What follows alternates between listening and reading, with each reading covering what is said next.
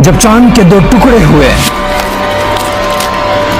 मक्के की उस अंधेरी रात में लोग हैरान रह गए। ये तो गिरने वाला है। मेरी आंखें, ये धोखा नहीं हो सकता।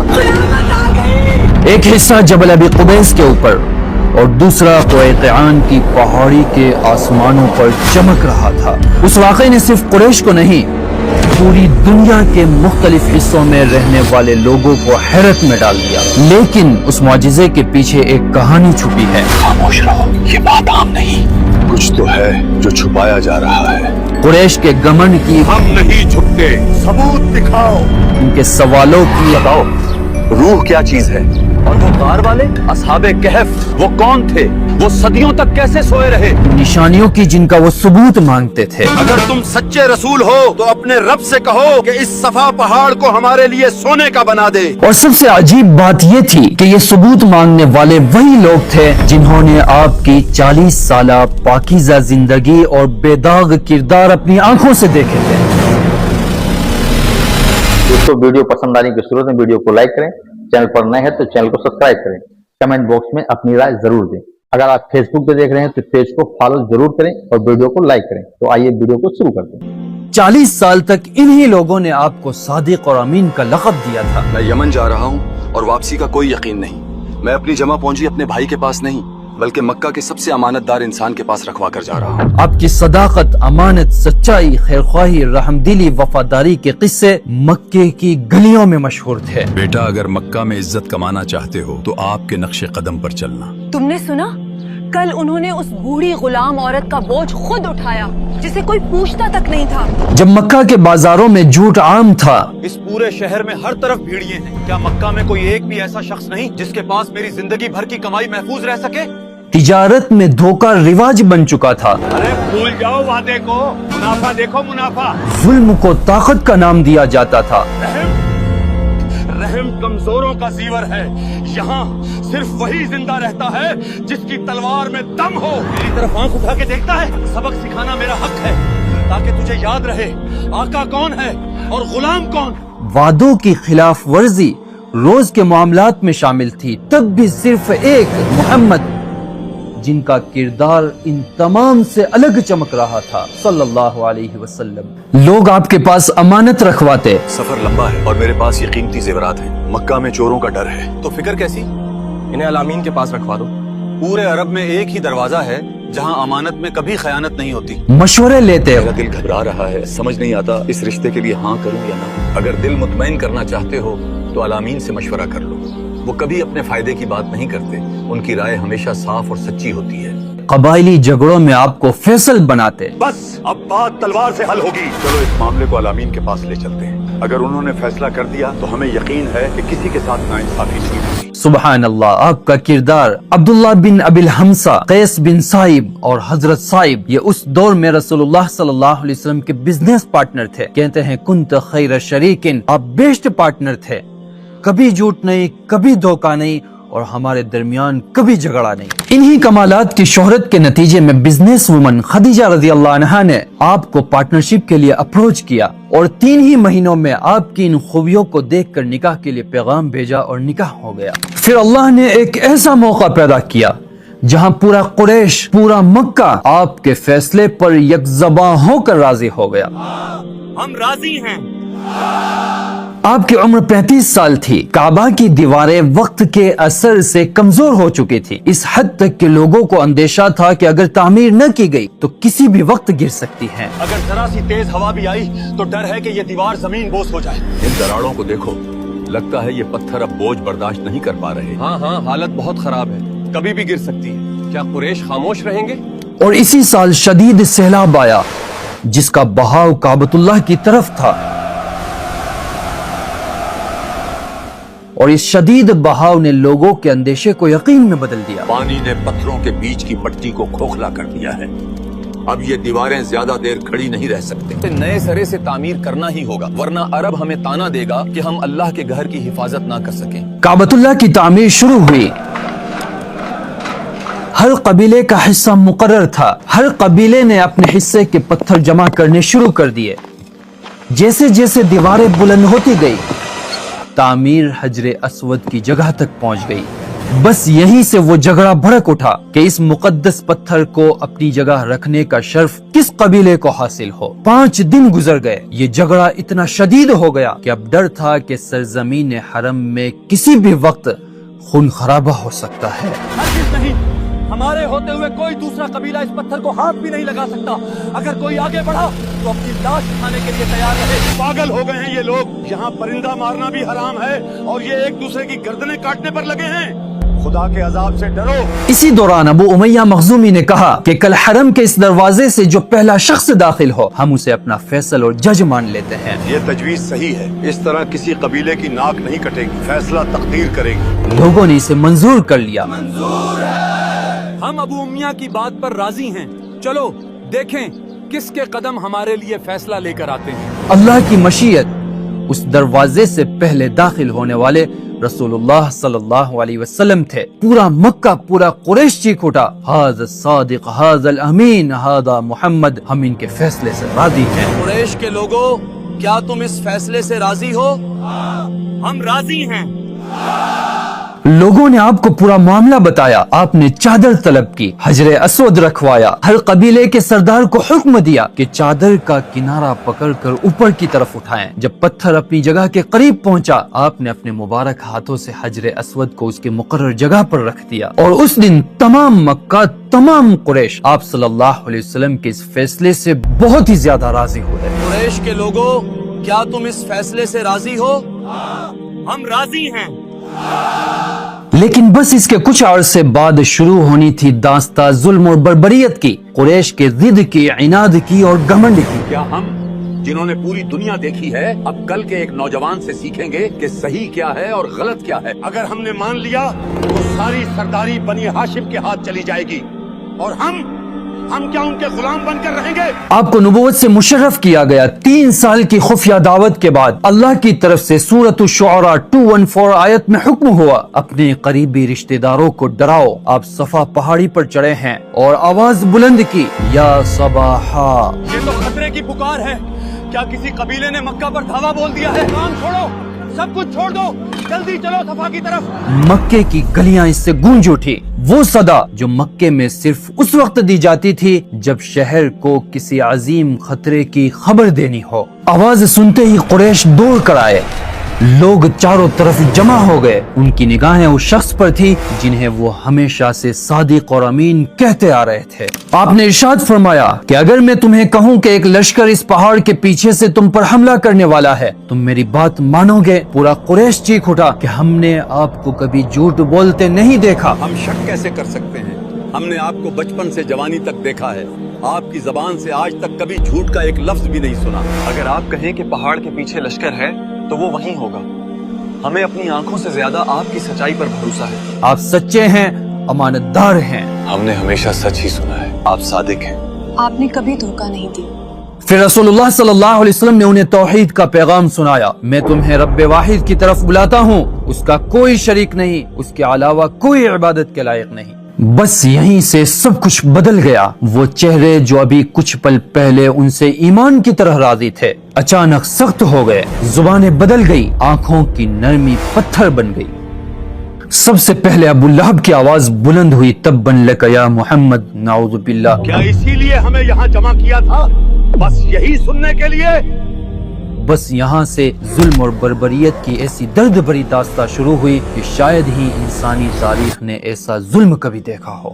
گلیوں میں پتھر پھینکے جاتے، کانٹے بچھائے جاتے، غریب صحابہ کو دھوپ میں تپایا جاتا، ان کے جسم پتھروں سے درد کی کہانی بن گئے۔ بنی کنانا کے بازار میں جب آپ اللہ کی طرف دعوت دیتے تب ابو لہب ان کے پیچھے ہو لیتا اور کہتا کی بات نہ سننا ورنہ لات اور عزیہ ناراض ہو جائیں گے۔ ابو لہب کہتا کہ محمد جنت اور نعمتوں کی باتیں کرتے ہیں، کہاں ہیں نعمتیں؟ میرے ہاتھ تو خالی ہیں۔ پھر ہنستا اور مذاق اڑاتا اور اسی پر تبت یدا ابی لہب نازل ہوئی۔ تبت يدا أبي لهب وتب۔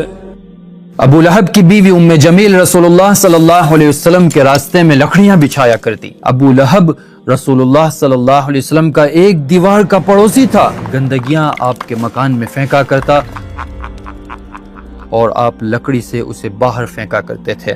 اس کے علاوہ 25 سردار اپنے گھروں سے صرف اس ارادے کے ساتھ نکلتے کہ آج محمد کو کیسے پریشان کرنا ہے۔ نعوذ باللہ۔ کہاں کی تیاری ہے اتبا؟ آج کیا نیا سوچا ہے؟ آج میں نے راستے کے لیے ایسے کانٹے چنے ہیں جو اس کے پاؤں چھلنی کر دیں گے۔ آج اسے دار ارقم تک پہنچنے نہیں دوں گا۔ جلدی چل۔ سنا ہے ابو جہل آج کوئی بڑی گندگی پھینکنے والا ہے، میں اس سے پیچھے نہیں رہ سکتا۔ آج محمد کو سب سے زیادہ تکلیف میں ہی پہنچاؤں گا۔ اور جب آپ دعوت دینے کے لیے کھڑے ہوتے تو نضر بن حارث، مکہ کا ذہین ترین شخص ابو جہل کے بعد پرانے اسکرولز لے کر کھڑا ہوتا اور کہتا، میرے پاس اس سے خوبصورت کہانیاں ہیں، اور پرانے بادشاہوں کی کہانیاں سناتا۔ آپ کی 2 بیٹیاں رقیہ اور ام کلثوم کا رشتہ ابو لہب کے 2 بیٹے عتبہ اور عتیبہ سے ہوا تھا، کفار نے یہ بھی توڑوا دیا۔ پھر ایک دن جب آپ دعوت دینے کے لیے نکلے ہیں، پورا قافلہ آپ کے ساتھ ہو گیا، چلانا، ہنسی مذاق، ٹھٹھے مارنا، اور آخر جب آپ نماز پڑھتے ہوئے سجدے میں گئے ہیں تو انہوں نے جانور کی اوجری جو ایک ٹوکری میں تھے آپ پر ڈال دی۔ دیکھنے والے کہتے ہیں کہ آپ کی لخت جگر فاطمہ رضی اللہ عنہا نے وہ ٹوکری آپ سے دور کی۔ ایک مرتبہ ابو جہل بڑے ہی ناپاک ارادے کے ساتھ نکلا، اپنے ہاتھ میں ایک بھاری پتھر لے کر، اور تلاش میں تھا کہ رسول اللہ صلی اللہ علیہ وسلم نماز کی حالت میں سجدے میں جائیں اور آپ پر نعوذ باللہ۔ پھر وہ وقت آیا کہ قریش نے ظلم کی آخری حد بھی پار کر دی۔ محمد صلی اللہ علیہ وسلم اور بنی ہاشم اور ان کے حمایت کرنے والوں کو مکہ سے دور تنگ گھاٹی شعب ابی طالب میں 2.5 سال کے لیے قید کر دیا۔ نہ کوئی رشتہ، نہ بات چیت، اور نہ ہی خرید و فروخت۔ کھانا ختم ہو گیا، پانی سوکھ گیا، ماؤں کی چھاتیوں سے دودھ سوکھ گیا، سوکھے پتے اور درخت کی چھالوں پر گزارا آ گیا۔ بچوں کی چلانے کی آواز بھی ان کے دل کو نرم نہ کر سکی۔ اگر کوئی رحم دل انسان کو سامان پہنچانا چاہتا، وہ اس سامان کو بھی روک لیتے تھے۔ اور پھر 2.5 سال کے بعد عجیب عجیب نشانیاں مانگنا شروع کر دی۔ کہتے کہ اگر آپ نبی ہیں تو عراق کی طرح یہاں بھی باغات اور نہریں جاری کر دیں۔ عراق اس دور میں پرشین امپائر کے انڈر تھا اور اپنی لیجنڈری داستانوں کی وجہ سے عرب میں بہت مشہور تھا۔ کبھی کہتے پہاڑوں کو پیچھے ہٹا کر مکہ کی جگہ کشادہ کر کے دکھاؤ، کبھی کہتے کہ قیس بن کلاب کو زندہ کر کے لاؤ تاکہ وہ خود تمہاری گواہی دے۔ کبھی کہتے کہ کسی فرشتے کو بلائے، کسی فرشتے کو بلا لاؤ جو مکہ کی جس چیز پر ہاتھ رکھے وہ سونے کی ہو جائے۔ یہاں تک کہتے کہ ہم ایمان نہیں لائیں گے جب تک آپ آسمان پر ہمارے سامنے جائیں، ایک کتاب لے کر آئیں، ساتھ میں 4 فرشتے ہوں اور 4 فرشتے آپ کی نبوت کی گواہی دیں۔ یہ ساری باتیں مذاق اڑانے اور تنگ کرنے کے ارادے سے تھی، لیکن ایک مطالبہ ہمیشہ سنجیدہ رہا۔ اگر تمہارا رب ہر چیز پر قادر ہے تو اسی وقت ہماری آنکھوں کے سامنے اس صفا پہاڑ کو سونے کا بنا کر دکھاؤ۔ آپ نے پوچھا کہ اگر سونے کی بنا دوں تو ایمان لائیں گے؟ ہم قسم کھاتے ہیں اگر تم نے یہ سب کر کے دکھا دیا تو ہم سب کے سب اسی وقت تم پر ایمان لے آئیں گے۔ اسی وقت جبرائیل آئے ہیں، کہنے لگے کہ صفا تو سونے کا ہو جائے گا، لیکن اگر اس کے بعد بھی ایمان نہیں لائیں تو انہیں ایسا عذاب دیا جائے گا جو انسانی تاریخ میں کسی کو نہ دیا گیا ہو۔ آخر آپ نے ان کے لیے توبہ کا دروازہ کھلا رکھا۔ پھر ایک رات قریش کی دیوان کے دوران کہ ہمیں کوئی نشانی بتاؤ، سپر نیچرل میریکل بتاؤ۔ ہم نے بہت سے جادوگر دیکھے ہیں، وہ سب زمین کی چیزوں پر زور چلا سکتے ہیں، لیکن ستاروں اور سیاروں پر کسی انسان کا بس نہیں چلتا۔ اگر تم کوئی آسمانی معجزہ دکھا دو تو ہم مان لیں گے کہ یہ جادو نہیں، خدا کی طاقت ہے۔ عبداللہ بن مسعود رضی اللہ عنہ فرماتے ہیں، سب نے دیکھا رسول اللہ صلی اللہ علیہ وسلم نے انگلی سے چاند کی طرف اشارہ کیا۔ چاند میں لکیر کی شکل میں دراڑ بنتے ہوئے سب لوگوں نے دیکھی۔ چاند کے 2 ٹکڑے ہوئے، ایک جبل ابی قبیس کے اوپر اور دوسرا قیقعان کی پہاڑی پر چمک رہا تھا، اور آپ نے ارشاد فرمایا، شاہدو، تم گواہ رہنا۔ بس مکہ کے لوگوں کے چہرے گر گئے، ادھر ادھر دیکھنے لگے اور بہانے تلاش کرنے لگے، اور آخر کہہ دیا کہ یہ سحر مستمر۔ یہ تو ایک بڑا بھیانک جادو ہے جو ہم پر اثر کر چکا ہے۔ لیکن اگر یہ جادو تھا تو مکہ کے باہر رہنے والے لوگوں پر ہرگز اثر نہیں کرے گا۔ چلو مسافروں سے پوچھتے ہیں، شام سے آئے قافلے اور یمن سے آئے راہگیر سب راستے کی طرف دوڑ پڑے قافلوں کے انتظار میں، اور جب قافلے پہنچے ہیں تو ایک ہی سوال، کیا تم نے چاند کو 2 ٹکڑے ہوتے ہوئے دیکھا ہے؟ مسافروں نے جواب دیا، ہاں ضرور دیکھا ہے۔ پہلے ہمیں لگا کہ یہ کوئی اثر یا جادو ہے، لیکن اگر تم نے بھی دیکھا ہے تو یہ کوئی اثر یا جادو نہیں، بلکہ حقیقت ہے चांद के दो टुकड़े हुए हैं। कुरैश के चेहरों के रंग बदल गए और एक लम्हे के लिए उन्होंने कहा, अगर उन्होंने भी देखा है तो ये कोई जादू या असर नहीं है, बल्कि हकीकत है। मगर सच का बोझ उनके घमंड को बर्दाश्त न हुआ। मुसाफिरों की गवाही सुनकर भी उन्होंने जमीन की तरफ देखा और कहा, ये तो एक बड़ा भारी जादू है, हम ईमान नहीं लाएंगे। अल्लाह ने आयत नाजिल फरमाई और इरशाद फरमाया कि चांद के दो टुकड़े हो चुके, कयामत करीब आ चुकी। और उन्होंने निशानी देखकर भी कहा कि सिहरुम मुस्तमिर, कि ये तो बड़ा भारी जादू है। और इसके जरिए अल्लाह ने उसके मौजिज़े होने के साथ कयामत की निशानी करार दी कि जिस तरह इस चांद के दो टुकड़े हुए हैं, इसी तरह अल्लाह कायनात की हर चीज को रेजा रेजा कर देगा। और ये मौजिज़ा हिंदुस्तान के एक बादशाह ने भी देखा। MGS नारायण की किताब पेरुमल्स ऑफ केरला और SR प्रेंज की किताब मॉनसून ऑफ इस्लाम में ये मज़कूर है। इंडिया की रियासत में एक बादशाह गुजरे हैं, चेरेमन पेरुमल। वो अपनी महल की बालकनी में खड़े थे और चांद के दो टुकड़े होते हुए देखे। और कुछ वाकयात से पता चलता है कि उन्होंने इसकी तस्दीक में मक्का का सफर शुरू किया, लेकिन दरमियान में उनका इंतकाल हो गया। अभी भी केरला में चेरेमन पेरुमल के नाम से एक जामा मस्जिद है जो उसी बादशाह की याद में बनाई गई है। नासा की रिपोर्ट्स के मुताबिक चांद पर बहुत सारे क्रैक्स हैं। उनमें दो लंबे क्रैक 300 किलोमीटर लंबा और 5 किलोमीटर चौड़ा, जिसे रीमा एरियाडिस कहा जाता है, और दूसरा 166 किलोमीटर लंबा, जिसे वेलेप्स अल्पास कहा जाता है। चांद हमारी जमीन के साथ टाइडली लॉक है, मतलब जमीन से हमेशा चांद का सिर्फ फ्रंट देखा जा सकता है, पीछे का हिस्सा नहीं देखा जा सकता। और वो पीछे का हिस्सा आगे के हिस्से के मुकाबले में बहुत ही ज्यादा मुख्तलिफ है। इसलिए कुछ थियरी के मुताबिक चांद दो टुकड़े थे जो आपस में मिलकर एक हुए हैं। एक और चांद जो दो टुकड़ों से बना है। सैटर्न प्लेनेट के तकरीबन 274 मून्स हैं। उनमें से एक मून लेपिटस, इसमें दिखाई देने वाली ये लंबी रिज, जिससे पता चलता है कि ये किसी जमाने में दो हिस्से थे और जुड़ कर एक हुए हैं। और आज के इस दौर में शक्के कमर के मौजिज़े से जुड़ी इस्लाम कबूल की बड़ी ही खूबसूरत दास्तान। विक्रम जी जो खुद अपनी कहानी बताते हैं, उनका काम है पुरानी पेंटिंग्स और स्केचेस को साइंटिफिकली एनालाइज करना, फेक है, ओरिजिनल है और किस जमाने से ताल्लुक रखती है। वो कहते हैं कि इंसान जिस फील्ड में होता है उसकी हकीकत उसके सामने वाज़ेह होती है। मूसा अलैहिस्सलाम ने लकड़ी फेंकी है, अज़दहा बना है और वो अज़दहा फिर से लकड़ी बन गया। सारे जादूगर यकजबा होकर उन पर ईमान लाए हैं। उन्हें पता था ये जादूगिरी नहीं है, ये हकीकत है। बस विक्रम जी का कहना है कि मेरे साथ भी एक वाकया पेश आया। चाइना के एक क्लाइंट ने पुरानी बिल्डिंग खरीदी, उसमें पुरानी पेंटिंग्स और स्केचेस बरामद हुए। विक्रम जी को इवैल्यूएशन के लिए बुलाया गया ताकि साइंटिफिक एनालाइज करें और बताएं कि ओरिजिनल है, फेक है और किस सदी से ताल्लुक रखती है। विक्रम जी का कहना है कि कुछ पेंटिंग्स तो 300-400 साल पुरानी थी, लेकिन एक स्केच जो मेरे हाथ लगा है, जिसमें एक खूबसूरत सीन दिखाया गया है। बहता पानी है, ग्रुप ऑफ एनिमल्स हैं जो शेर नजर आते हैं और उसके पीछे चांद के दो टुकड़े बताए गए हैं। और उसके बाद नेक्स्ट फ्रेम में सीन सेम है, बस चांद को एक कर दिया गया है।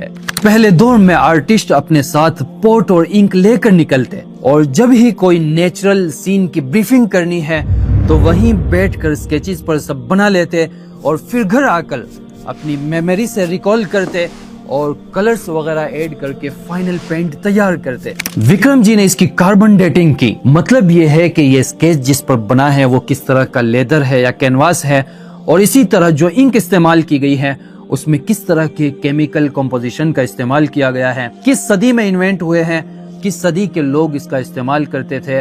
और नतीजे में यहाँ पहुंचे हैं कि ये स्केच 1400 या 1500 साल पुराना है। गोया के शक्के कमर का मौजिज़ा दुनिया के मुख्तलिफ हिस्सों में देखा गया। अल्हम्दुलिल्लाह, अल्लाह का शुक्र है कि हमें इस तरह के किसी प्रूफ की ज़रूरत नहीं है। हम अल्लाह और उसके रसूल पर गैब पर ईमान लाए हैं। सारे के सारे मौजिज़े ये बरहक हैं जो रसूलुल्लाह सल्लल्लाहु अलैहि वसल्लम को दिए गए।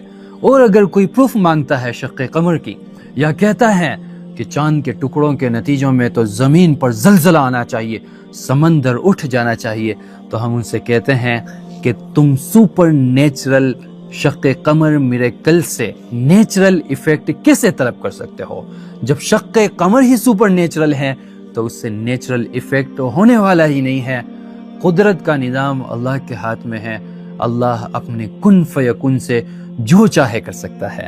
الحمدللہ شق قمر معجزے کی داستاں یہاں ختم ہوتی ہے.